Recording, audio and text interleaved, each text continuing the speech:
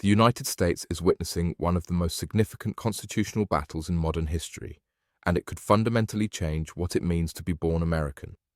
An executive order signed on January 20th, 2025 seeks to restrict birthright citizenship, and the consequences reach far beyond immigration policy. This isn't just another political debate. This could reshape the future for millions of families, create a permanent underclass, and challenge a constitutional principle that has stood for over 150 years.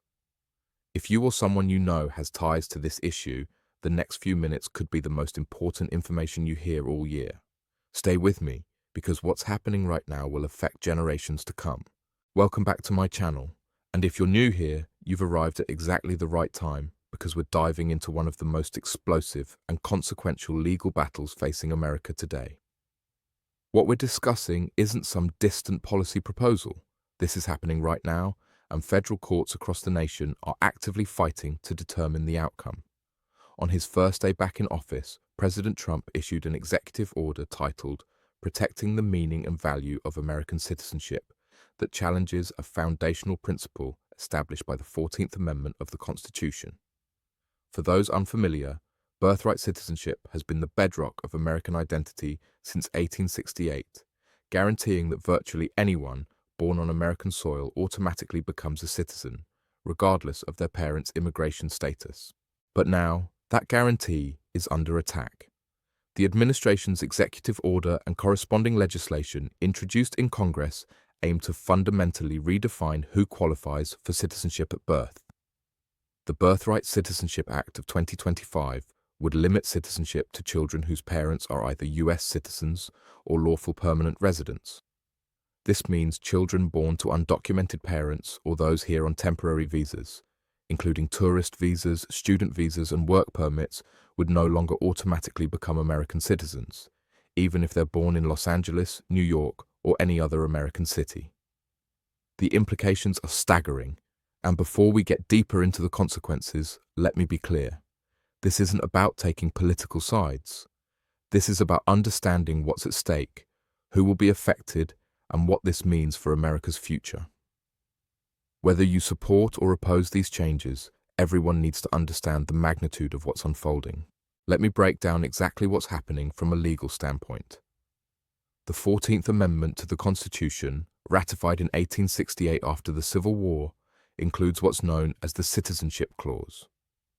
This clause states that all persons born in the United States and subject to its jurisdiction are citizens. This language was intentionally designed to overturn the infamous Dred Scott decision and ensure that formerly enslaved people and their children would be recognized as full citizens.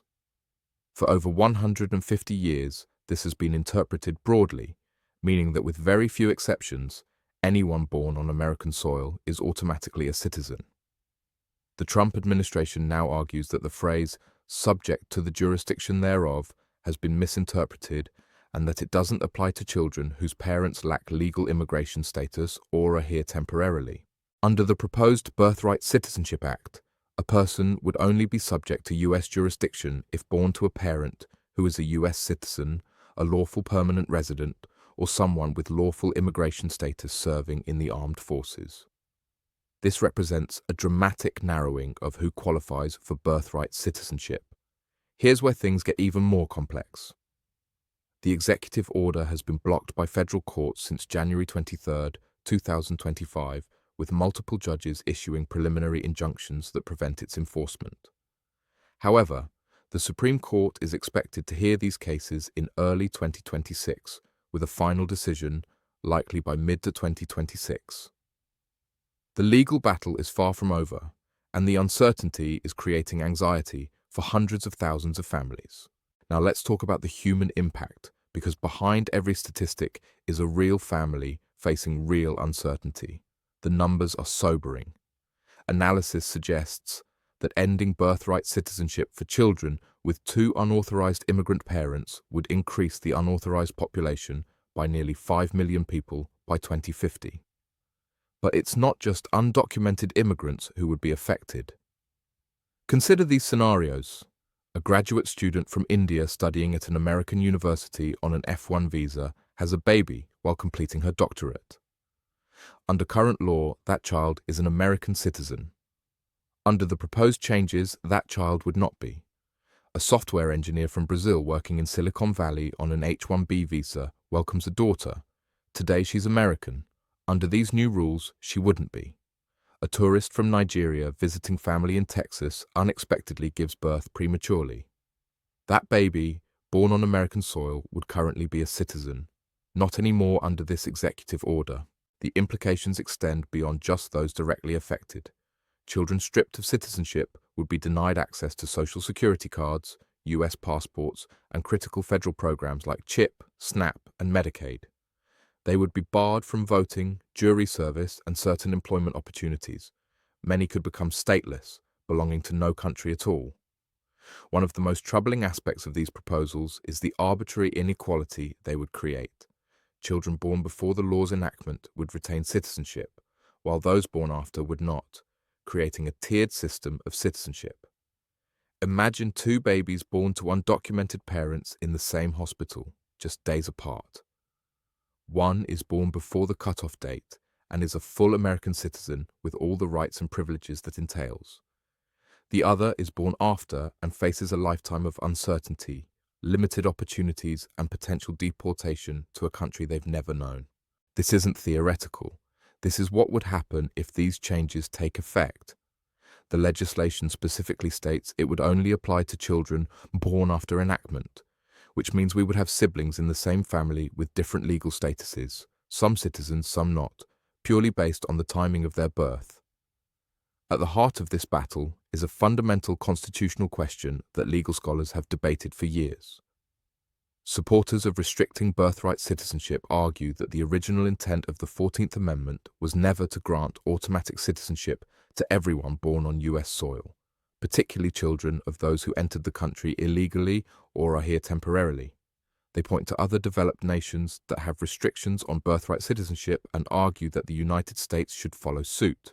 Opponents, however, argue that the text of the 14th Amendment is crystal clear and that over a century of legal precedent supports the current interpretation.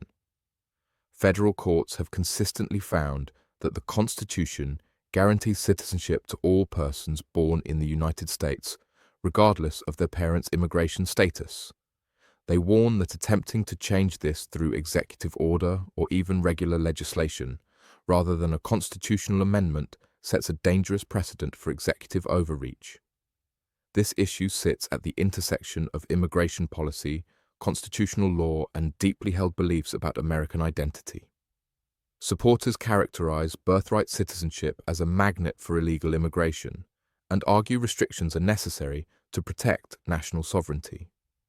They believe that the promise of citizenship encourages people to enter the country illegally or overstay visas, and that this practice must be stopped. Critics counter that this narrative scapegoats immigrant families and ignores the complex reasons people migrate. They argue that stripping birthright citizenship won't solve immigration challenges, but will instead create new humanitarian crises and legal nightmares. Beyond the legal and political debates, this issue has profound implications for communities across America. Schools would face the challenge of serving students who may be unable to access federal resources. Healthcare systems would struggle with a population unable to obtain health insurance or government assistance. Law enforcement and social services would deal with a growing population of stateless individuals with no clear path to legal status. The economic implications are equally significant. These children would grow up in America, attend American schools, speak English, and consider themselves American in every meaningful way, except legally. They would be unable to work legally, driving them into the informal economy. They couldn't obtain professional licenses, serve in the military, or fully participate in civic life. So where do we go from here? The immediate future remains uncertain. The Supreme Court is expected to decide whether to hear these cases, with arguments likely in early 2026. If the court upholds the executive order and legislation, we could see implementation as early as mid-2026. If they strike it down, the issue may require a constitutional amendment, a far more difficult process requiring approval from 2/3 of Congress and 3/4 of state legislatures. Meanwhile, advocacy groups on both sides are mobilizing. Civil rights organizations are preparing for long legal battles, while immigration restrictionist groups are pushing for swift implementation. State governments are taking sides, with some vowing to resist any changes and others supporting the restrictions. What we're witnessing is nothing short of a defining moment in American history. The outcome of this battle will determine not just who gets to be American, but what it means to be American in the 21st century. Whether these changes ultimately take effect or are struck down by the courts, the debate itself reveals deep divisions about immigration, identity, and the role of government in our lives. For those directly affected, the parents on temporary visas, the undocumented families, the students and workers who've built lives here, the uncertainty is agonizing. For the rest of us, this is a critical moment to understand the stakes and engage with these questions thoughtfully, regardless of where we stand politically. The story of birthright citizenship is the story of America itself, a nation built by immigrants, defined by constitutional principles, and constantly evolving to meet new challenges. What happens next will be written by courts, legislators, and ultimately by the American people through their engagement with this issue. If you found this information valuable, I encourage you to share this video with others who need to understand what's happening.